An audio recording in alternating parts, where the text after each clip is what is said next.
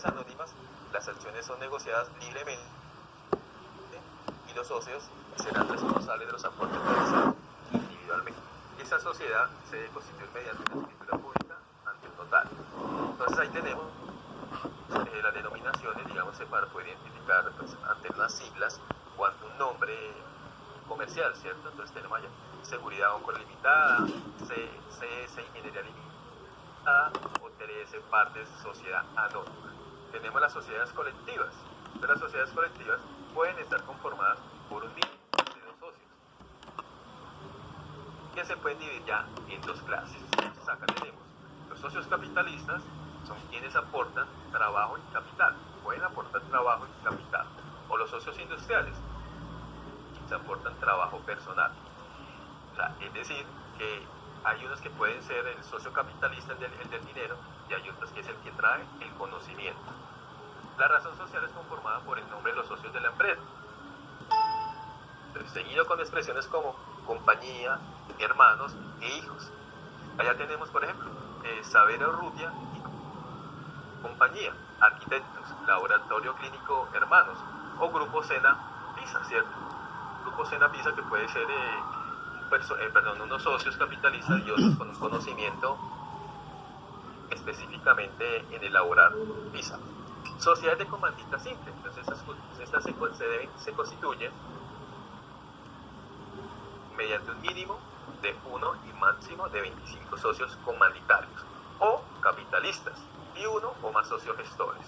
Entonces acá nos dice que los socios gestores son los encargados de las operaciones, es decir, de administrar y de poder realizar todo el seguimiento de los negocios, mientras que los socios comanditarios son quienes aportan el capital, el dinero. Tenemos la sociedades sin comandita por acciones. Entonces estas son las empresas que están constituidas por mínimo 5 socios comanditarios sin un límite máximo y al menos un socio gestor. Entonces aquí nos dice que las responsabilidades son las mismas que la sociedad en comandita simple y el capital es dividido en acciones por partes iguales. Sociedad por acciones simplificadas, las SAS, ¿cierto? Que ellas están muy de moda. Estas empresas son conformadas por mínimo una persona sin límite máximo de accionistas y se constituye mediante un documento privado registrado en el registro mercantil de la Cámara de Comercio. Su capital se divide por acciones, es libremente negociadas y es muy común que sea usado en empresas familiares. Aquí tenemos pues, un comparativo, ¿cierto? Lo que son comandita por acciones y las de comandita simple. Entonces allá nos dice, ¿cierto?, que el capital social de las acciones se formará con los aportes de los socios comanditarios o con los de estos o de los socios colectivamente y se denominarán las acciones. En comandita simple, entonces el capital social se formará con los aportes de los socios comanditarios o con los de estos y de los socios colectivos simultáneamente se ha constituido por unos aportes sociales. Dice que en la comandita por acciones se puede dar una cesión de acciones, en la comandita simple la cesión de aportes o cuotas de interés, entonces eso ya se hace por escritura pública, debiéndose inscribir la cesión en el registro mercantil, la cesión de las partes de interés de un socio colectivo requerida una aprobación unánime. Allá nos habla de una disolución, cuando ocurran pérdidas que reduzcan el patrimonio, o una disolución por una pérdida que reduzca su capital, en la tercera parte. Bueno. Y tenemos las empresas asociativas de trabajo.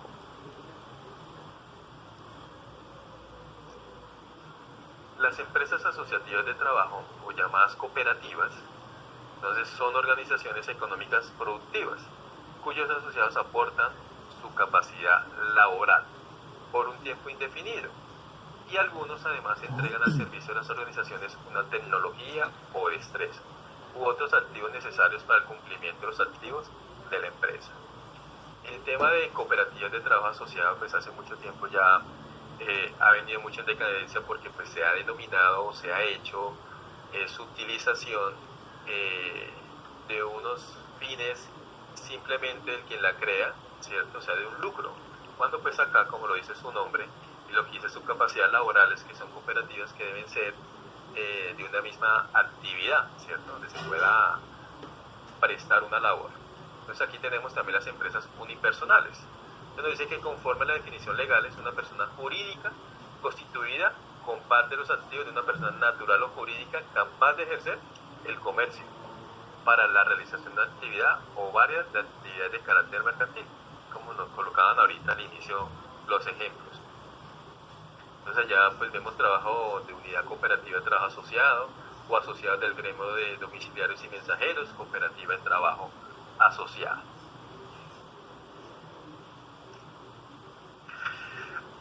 Bueno, preguntas hasta el momento.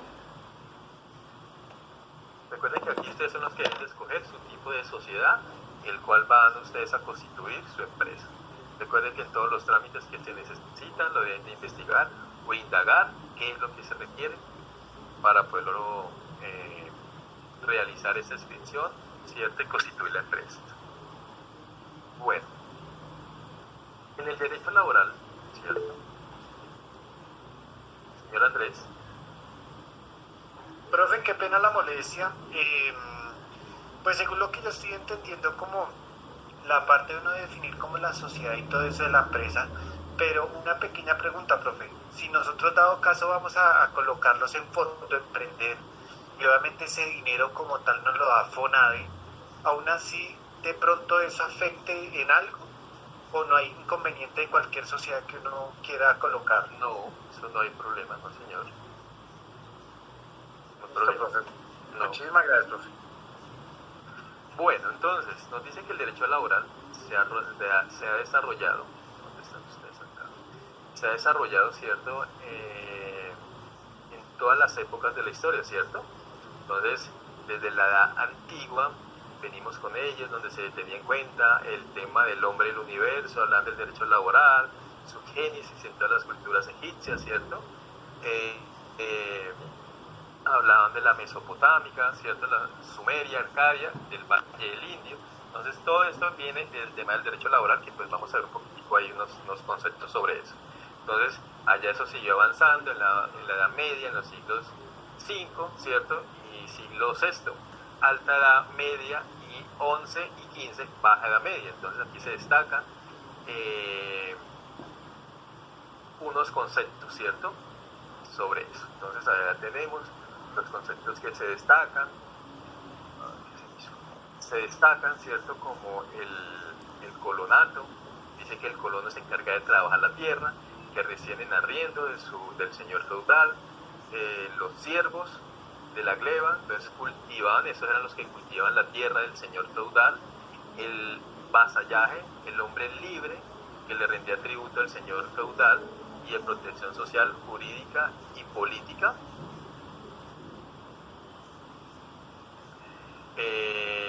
Las cofradías, reunión de operaciones para efectuar trabajos comunales de construcción para el progreso social y religioso. Las corporaciones de oficio, que formaban entonces aquí ya un estado, ¿cierto? Formaban un estado, entonces, en la sociedad medieval, y estas estaban conformadas por aprendices, oficiales y maestros que ya tenían una gran pericia profesional en desarrollar cierta actividad. Entonces los sindicatos de compañeros entonces ya funcionaban en la clandestinidad, y su objetivo consistía en obtener reivindicaciones económicas y mejoras de unas condiciones de trabajo. Bueno, entonces nos dice que en Colombia la primera legislación en derecho laboral se realizó en el año 1905.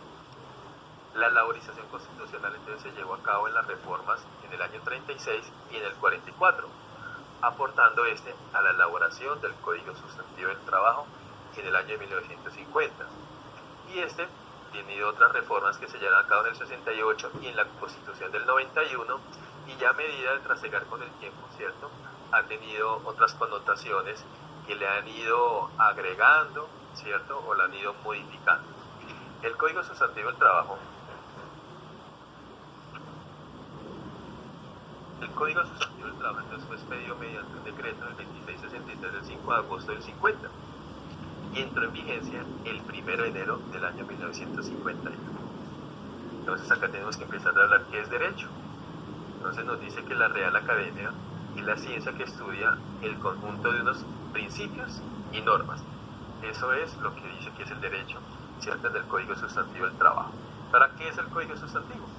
Es un conjunto de normas que regulan una relación que se establece entre empleadores y trabajadores, una relación laboral, y que surgen en todo el territorio de Colombia. Entonces, la finalidad primordial del código es la de lograr la justicia en las relaciones que surgen entre los dos, ¿no? Bueno, ¿cómo podemos nosotros identificar que si estamos ante un código de trabajo? Díganme ustedes, chicos, ¿cómo podemos identificar? Una de esas cosas, profe, es que se tiene que cumplir un horario, se debe tener un jefe inmediato. Allá dijiste dos, ¿cierto? Cumplir un horario y tener un jefe. De una vez ya se identifica, ¿cierto? Que estamos ante un contrato de trabajo. Bueno. Entonces, dentro de las modalidades que están contempladas y que están autorizados en Colombia, hay muchos tipos de contrato. Y en esos, el primero encontramos es el contrato que va por obra o por una labor específica. Se contrata a una persona para realizar una labor específica en X tiempo determinado. Entonces es un contrato que se realiza para una labor específica y termina en el momento en que la obra termine o llegue a su fin. Este tipo de vinculación es característica en los trabajos de construcción de universidades y colegios. Y este contrato es igual en términos de beneficios y descuentos a los contratos indefinidos o indefinidos, por ser un contrato laboral. En el contrato por hora labor, pues digámoslo, este se toma, ¿cierto? Ya para, o se sumerge, ¿cierto? Queda inmerso, que las empresas pues se están cobijando bajo estas circunstancias, ¿cierto? Para contratar personas que son obra o labor, pero son contratadas específicamente y este también tiene unas características de este tipo de contrato. Entonces, por ejemplo, en las terminaciones de contrato debe haber un causal de justificación. Hay muchas empresas que no lo hacen, son contratos que no pueden pasar por el tema más de un año. Se supone que si la persona pasa un contrato por hora labor más de un año, al año inmediatamente entonces se debe contratar, ¿cierto? Ya directamente debe pasar. Es un contrato por hora labor, no puede ser perpetuo, ¿cierto? Porque se supone que entonces esa hora labor entonces va a ser perpetuo. Entonces, digamos que muchas empresas, pues, digamos temporales, se sumergen en este tipo de contrato, en este tipo de forma de contratación. Tenemos el contrato de trabajo a término fijo. Entonces, es un tipo de contrato que se encuentra en el artículo 436 del Código Sustantivo del Trabajo, y es un contrato a término fijo que tiene una fecha estipulada, ¿cierto?, de terminación. Entonces, el contrato a término indefinido no tiene estipulada una fecha de culminación, que es de la obligación contractual, y cuya duración no haya sido expresamente estipulada, no resulte en la naturaleza. Bueno, el contrato de trabajo fijo es un contrato que tiene una fecha específica, ¿cierto? Voy de tal fecha a tal fecha. Es un contrato que tiene todas las características o tiene todas las prestaciones sociales de lo mismo de un contrato a término indefinido. Entonces ahora vamos con el contrato a término indefinido. El contrato a término indefinido entonces no tiene estipulada ya una fecha de terminación, contrario al de término fijo, de la obligación contractual, y la duración que no haya sido expresa, estipulada o no resulte la naturaleza de la obra o el servicio que debe ejecutarse. Este tipo de contrato puede ser escrito o puede ser de una forma verbal. Sí quedó de pronto aquí claro que es que aquí faltó el título o la definición del fijo, ¿cierto? Pero que eso sí quedó claro ahí con el de indefinido. Contrato de aprendizaje.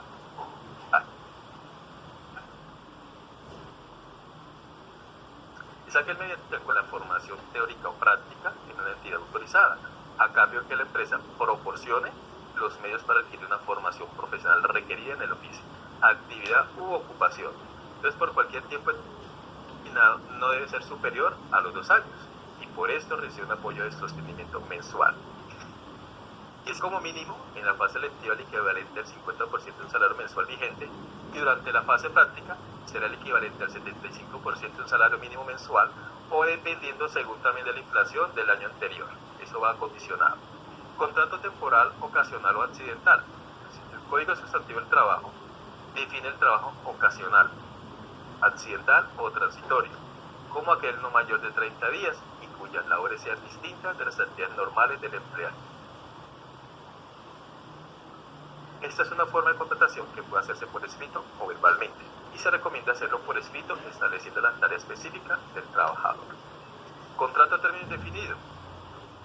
Aquel que no tiene estipulada una fecha de terminación de la obligación entre el empleado y el empleado, y cuya duración no está determinada por la de la obra o la naturaleza de su labor, que la cual fue contratada. Contratación civil por prestación de servicios, que es la mayormente, ¿cierto?, contratación que hay hoy en día. Este tipo de contrato se celebra de una manera bilateral, ¿cierto?, entre una empresa y una persona, natural o jurídica, y especializada en una labor específica. La remuneración se acuerda entre las partes y no genera una relación laboral, ni obliga a la organización a pagar unas prestaciones sociales. En ese tema,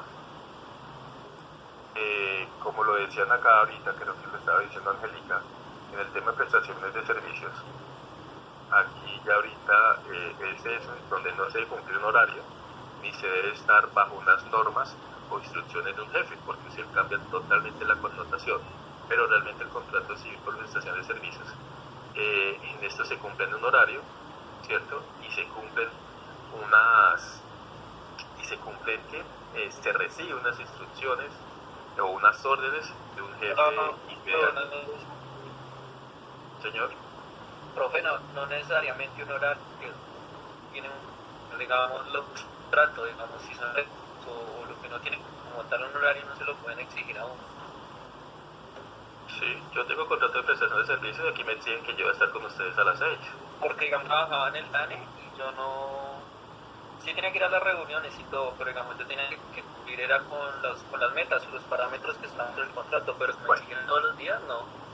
Por eso, el contrato de prestación de servicios, ¿cierto?, es donde yo llego a un acuerdo con la empresa que me está contratando para hacer una labor específica, ¿sí?, la cual, como me dice allá, debe haber una remuneración, se acuerda entre las partes, pero no genera ninguna relación laboral. Por ejemplo, si yo soy un ingeniero de sistemas, contrato con una empresa en que yo voy a ir 2 días a la semana en las horas de la tarde. Cuando yo digo las horas de 2 días a la semana, puedo decir que martes y jueves y en las horas de la tarde. No estoy sujeto, no debo estar este contrato, no me obliga a mí, ¿cierto?, a que tenga que llegar a las 2 de la tarde, ¿cierto?, y que si tengo otras obligaciones pues las deba cumplir. No, yo llego, hago lo que tengo que hacer, hago el soporte, ¿cierto?, y listo, y no hay ninguna, ni tampoco recibo ninguna instrucciones. A lo que estoy diciendo, que ese tipo de modalidad de contratación se está cambiando, o se ha cambiado muchísimo acá en el país, el cual en la alcaldía, en el SENA, en el mismo DANE, de pronto usted va a encontrar en todas las entidades estatales se contrata por este tipo de contrato, el cual exigen un horario y se exige unas obligaciones por parte de un jefe inmediato. No sé si me hice entender ahí a lo que dice Andrés Fabián.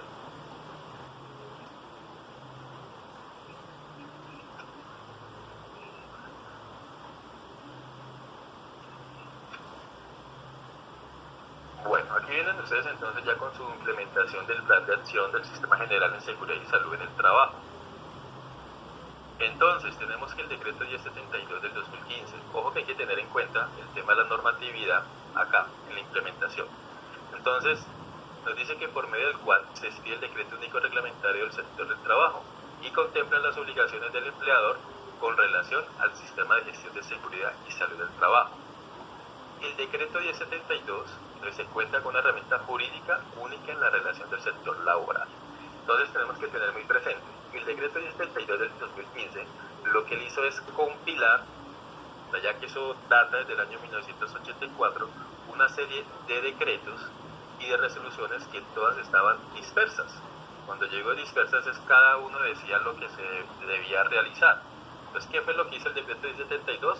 cogió todo eso lo que estaba disperso, regado, en el tema de la dotación, que en el tema de los comités de COPAS, ¿cierto? Que se le denominaban los comités paritarios. Entonces lo que hicieron fue llegar a cogerlos y compilarlos en este decreto 1072.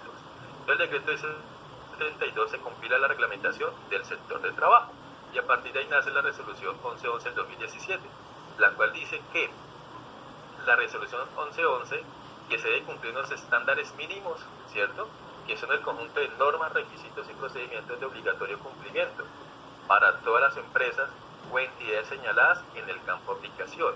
Entonces, cuando dicen son el conjunto de normas y requisitos y procedimientos que aplica para todas las empresas, es decir, es la misma exigencia para una empresa de 1000 empleados que para la que tenga uno. Entonces, ¿qué fue lo que pasó? Entonces, esa resolución 1111 se deroga, ¿cierto?, y se crea la nueva resolución, la 0312 del 2019. Entonces, ella ya dice, o lo dijo allá el señor presidente Iván Duque, ¿cierto?, que dijo, en este caso la resolución 0312 es permitir que el gran porcentaje de las empresas que conforman el músculo económico del país y que está constituido por las medianas y pequeñas empresas, de eso es lo que se ha constituido Colombia, entonces estén preparadas convenientemente para enfrentar las grandes ligas a nivel internacional. Es decir, que a lo que estas empresas les exigían lo mismo que para una gran empresa, lo que decía la resolución 1111. Entonces lo que hizo fue disminuir, ¿cierto?, para que ellas se pudieran ajustar a esta norma y se volvieran mucho más competitivas y se pudieran, lo que dice ahí, enfrentarse, ¿cierto?, a las grandes ligas a nivel internacional. Entonces, eso es lo que hacía, lo que hizo la resolución 0312. Y ahora entonces, ¿qué es el COPAS? Entonces, el COPAS es un organismo bipartito y paritario. Entonces, este es constituido por representantes del empleador y de los trabajadores, con unas facultades y obligaciones previstas por la legislación y las prácticas nacionales. Entonces, está destinado a toda la regulación y periodicidad de las actuaciones de la empresa en materia de prevención de riesgos. Entonces allá nos dice que este es bipartito y paritario. Entonces, ¿por qué es bipartito? ¿Qué quiere decir? Que está compuesto por dos partes, representantes del empleador y otros por los trabajadores. ¿Qué es paritario? Entonces, que es constituido por representantes de patronos y obreros en un número igual y con los mismos derechos. Entonces, esto se refiere a que el número de representantes de los trabajadores y del empleador será el mismo en el comité y tendrá unos mismos derechos. ¿Qué significa el COPAS? Pues este ya es una sigla que es el nombre del comité que vigila. Una pregunta. Cuando tú dices que debe haber representación del empleador, ¿como qué persona podría ser representante? ¿Un abogado?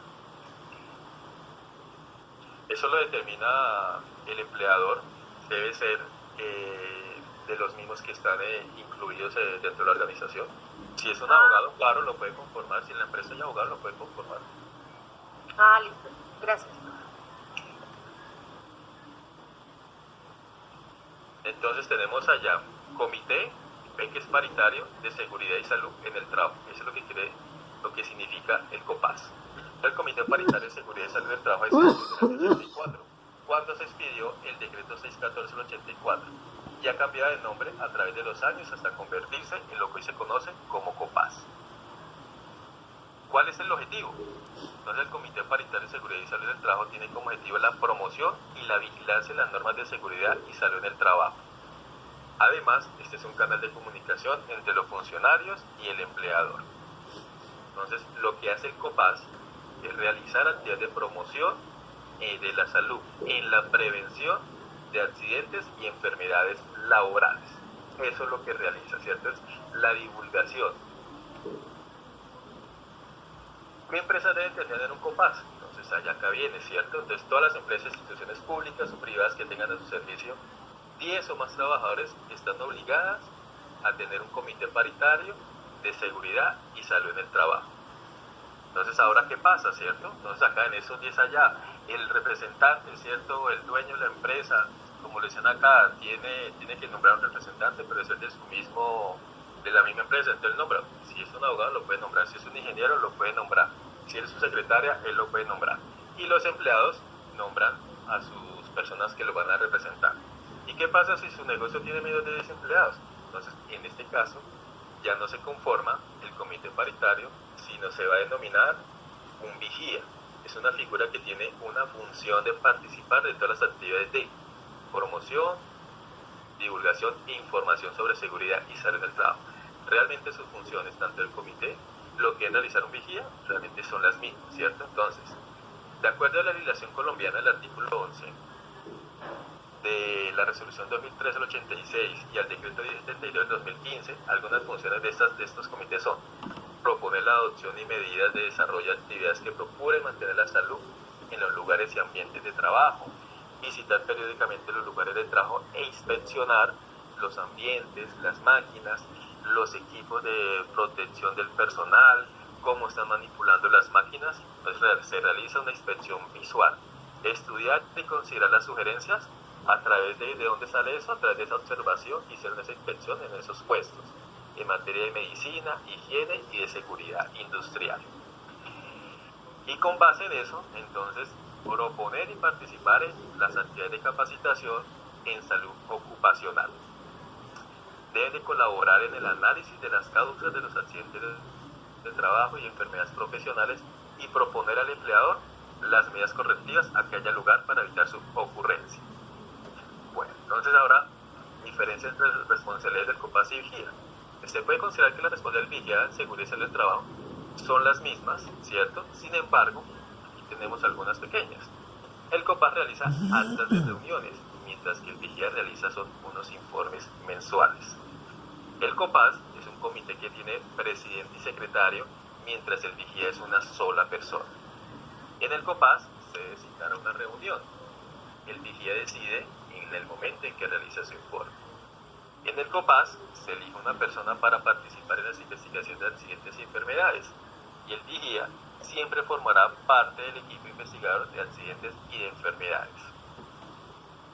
Entonces, ¿cómo se van a conformar? Las empresas, dependiendo por el número de empleados, se debe hacer una conformación. Entonces, de acuerdo a la legislación, ya este proceso incluye las siguientes fases. Entonces, se debe hacer una convocatoria, ¿cierto? La conformación del comité paritario a través de unas planchas. Es importante diligenciar un acta de constitución como soporte. Entonces, la idea es que este comité se conforme por un número igual de representantes del empleador y de los trabajadores, de la siguiente manera. Entonces, allá nos dice que, como veníamos diciendo anteriormente, las empresas de menos de 10 trabajadores se deben de tener, es un vigía, y las empresas de más de 10, ¿cierto? Entonces ya conforman comité. Entonces allá nos dice que de 10 a 49 trabajadores, un representante por cada una de las partes. De 50 a 499 trabajadores, 2 representantes por cada una de las partes. De 500 a 999, 3 representantes por cada una de las partes. Y de 1000 o más trabajadores, 4 representantes por cada una de las partes. Los nombramientos especiales. ¿Cómo se eligen las personas que harán parte del comité? El empleador nombrará directamente a sus representantes, entre ellos elegirán al presidente. Y por otro lado, los trabajadores elegirán sus representantes mediante una votación, ¿cierto?, libre. Las personas que se postulan para representar a los empleados. Otra de las funciones es elegir al secretario, quien se encargará de verificar la asistencia de los miembros a las reuniones, tomar nota de los temas tratados, elaborar el acta y llevar el archivo de las actividades desarrolladas. Si fue elegido para formar parte del COPAS de su compañía, entonces es importante que tengan que los miembros del comité serán elegidos por 2 años, al cual de estos pueden ser reelegidos. Entonces, ¿con qué frecuencia se debe actuar el vigía? El artículo 12 de la resolución 2003 al 86 establece que el COPAS debe reunirse al menos una vez al mes. De esto se deriva que el vigía y salud del trabajo debe actuar en el cumplimiento de sus funciones al menos una vez al mes. Es decir, que el empleador debe contar con los soportes de actuaciones mensuales del vigía en seguridad y salud en el trabajo. Y se recomienda que el vigía en seguridad y salud del trabajo genere un informe mensual de sus actuaciones. Preguntas hasta acá.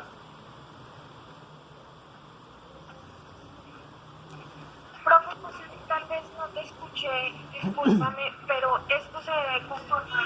¿Cuánto tiempo de Apenas inicie se debe conformar.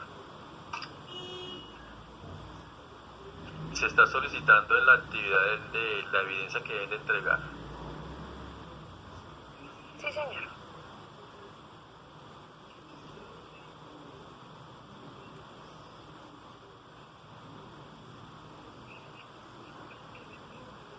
Bueno, listo chicos. Entonces, a trabajar en la actividad que hay que desarrollar. Instructor, ¿será que nos puede compartir el taller para tener presentes los puntos, por favor? Sí señora, ya les comparto el taller al chat del grupo. Gracias. Bueno, me queda acá en este instante con el GAES 1 y el GAES 2, por favor.